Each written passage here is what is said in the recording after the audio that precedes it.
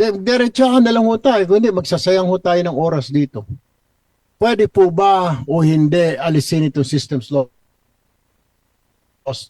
Napag-usapan na po namin ng BIR, yung VAT po. Alisin po natin yung VAT sa system loss, which is maganda pong balita. But what I want to hear from you being the chairman of the Energy Regulatory Commission, pwede ba nating alisin ang system loss? Kahit pag-usapan muna ito nating non-technical, pwede ho ba ito?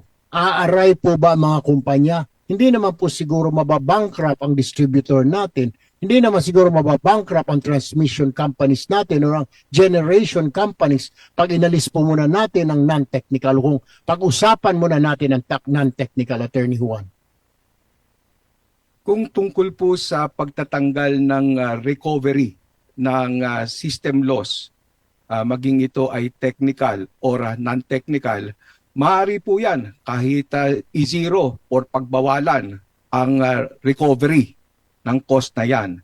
Pero po ang tanong ay kung matatanggal ba yung system loss, maging ito ay technical or non-technical.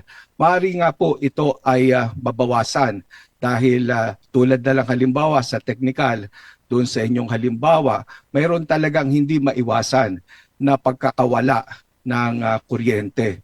Kung patungkol naman po sa non-technical, maaari din po itong ma-minimize, hindi man totally ma-eliminate ang pagnanakaw o yung mga error.